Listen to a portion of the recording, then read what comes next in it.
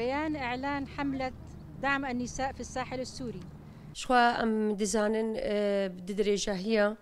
زیدەی پێنجی ساڵی دەوڵەتە سووری بگشتی بە هەمە پێکهاتین خوا بە هەمە نەتەوەین خوا بە هەمە باوەریەخوا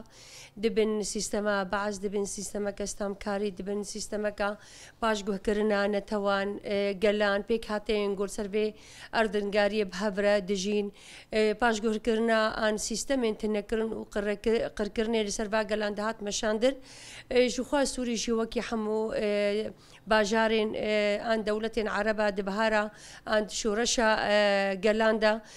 بەری 14 ساڵا واژی دەست بە شۆڕەشێکرد لە هێمبەری بێ سیستەما گۆ لەسەر وا دەهات مەشاندن شخوا هەمێ ئشکەنجا هەمێ ڕێبازن توندیە هەمێ ڕێبازێن ستامکاری لەسەر وا دەهات مەشاندن ji ber wênakê ev gelgeha astekê got îda pêwîst e serî rakin li hemberî van sîstemên qirker got li ser watên meşandin lewma wekî gelê Kurd jî ev derfet de weka derfeteke dîrokî ji xwe re dîtin ji bo li hemberî tinnekirina nastemeya Kurd li hemberî qirkirina netewa Kurd li hemberî qirkirina netewa Kurd got sedê sala ji hêla dewletên dagirkirve ser her çarpecê Kurdistanê hat meşandin bê goman hemû gelên got li ser xaka Sûrî bi hev re bi sedê sala hevbeş jiyan dikirin wan jî wekî xelkê me Alewî wekî xelkê me Dirzî wekî خلکێ مەی سریانی تورکمانی ئەرمان شرکەس ji ber got sîstema behs tenê yek al bû yek reng bû yek netew bû yek bawerî bû ji bo wênakê piştî helweşandina rejîma Baes de heştê çile de bandewarî û hêviya vî gelî ew bû ku xelasî ji vê sîstemê dîtin û bawerî ew bû hêvî a bû bandewarî ew bû got Sûriyeke nû Sûriyeke pirrengî Sûriyeke demokratîk Sûriyeke nenavendî bê avakirin lê mixabin piştî hatina heteşê li ser destehlata Sûrî me dît sîstema got an siyaseta got didê meşandin berdewamiya sîstema Baesiya got malbata Esed birê ve dibir em dît çawa konferansa bi navê aştî da darxistin ew konferans jî yanî me dît kesên got berhemên an berdewamiyên çeteyên Daişê got navê cuda cuda li xwekiribûn têde hazir bûn kujerên hevrîn xeref kujerên jin kujerên an ê got jin tecawüz dikirin ji diravandin yanî cenazet bi cenazeta dileyîstin û li dijî şoreşa azatiyê yanî radibûn li hember disekinin ew kes tevlî vê konferans bû piştre jî me dît çawa destûreke nû ji bo Sûrî da çêkirin û da ragihandin bi çend kesên mîna xwe ev destûr da çêkirin ji xwe wê destûrî de jî baş tê xuyakirin paşguhkirina jin di serî de û paşguhkirina netewên gelên baweriyên pêkhateyên got li Sûrî jiyan dikin tê diyarkirin ji bo wênakê gelek helwest gelek bertek derketin holê lê ya herî bi êş ya herî em bêjin got her kes matmayî ma taybet ji gelê Sûrî got bendewariya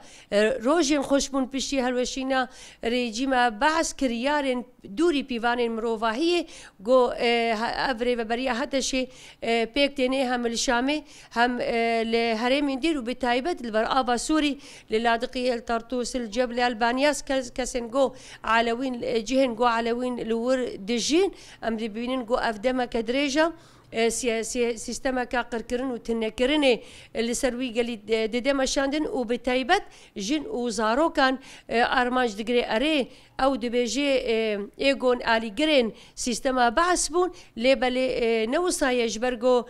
zarokan armanc digire jina armanc digire hemû xitiyara armanc digire ciwana armanc digire ji ber wênakê em jî wekî tevgera jin an platforma çalakiyan a bakrojnata Sûrî ya jin yanî ji xwe me hem wekî alîkarî jî me şanda berava سوری هم جی جالیه کی دیو جی گلک چالاکی جی مدار خستن جبو پیشگیریا جنین علوی و نهاجی ایرو لباجار قامشلو بناوی پلتفرما چالاکیان آبا کروجرات سوری کامپانیا دست پیکر کامپانیا جی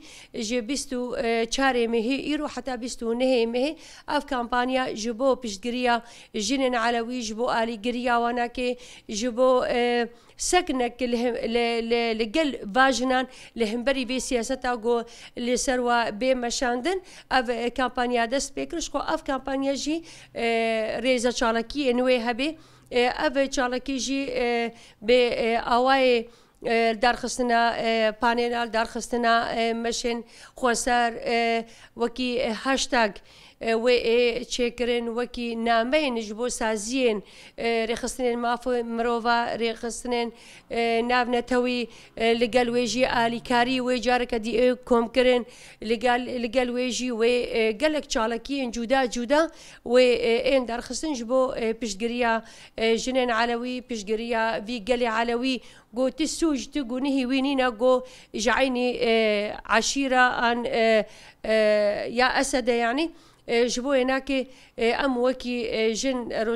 روجافاي كردستان دا د باكروج هاتا سوري دا ام نتني بيشجريا جنن علوي دكن لي بلي بيشجريا حمو جنات كن جنن ايرو لسويدا بنغوازيا جنن روجافاي كردستان دكن جنن جول شامينا جنن جو لبر ابا سورينا جنن جيهان جيجو جنا كرد ايرو ببيشنجيا جنا كرد بويا الهام د شورش روجافا دا د بندروشما جنجيان ازاتي دا جو اوجي فلسفه يا ريبر ابويا ايرو اف دروشما اف فلسفه اف فكر ورحمن بويا مالي حمو جيهاني بويا مالي حمو جنا جبو هناك ام ديسجي ام بانغواسيا الي كاريه جبو حمو جنا جبو ريخصنين حمو ريخصنين جن نتن دروجافا نتن باكروج هاتا نتن سوردا لي بلد حمو جيهاني دا جو بيشغريه بدن جنن علوي جو في بويرا جون هايرو لسروا بتوندي بهوفارا جهلا فيري فبريفا انشتين جريداي فيري فبريتي مشاندن خودي هالوست بن خودي بريار بن خودي ادعاء بن جو اف كريار بين سكناندن و ارمان جامع او وكي تفقراجن آزاتیا حمو جنانا خوگهاندنا حمو جنانا پرورده کرن رخصتن کرن و یکیتیک آوا کرن دا برا حمو جنان دا کو ام بگهن آزاتیا خوا دا کو ام وکی جنن آزاد د سوریا کنودا د سوریا کنودا سوريا كديمقراطيك سوريا كننابندي سوريا كجو حمو جن حمو نتو حمو باوري حمو اول بدنجي خو برنجي خو بزمان وچاند وهبونا خو جهه خوته ده بگري بگومان و افجي بپیشنگتیا جن به سروکاتی جدنا ما خود د بانگا خود جي بالک شاندي سر د بجي انجخ جن کار به پیوجو باش بخوني او بگهنه ارمان جا خو بگهنه انجام گو ته خوستن و د داويه د جي ديسجي ام بنگوازي ج حمو جنارتكن جبو گو كيلكا جنين علوي بسكنه بيشجريا وبكي داكو بازاتيا فاجنا حمو جنجي ازات ببن مسوكريا ازاتيا حمو جنا مسوغر ببي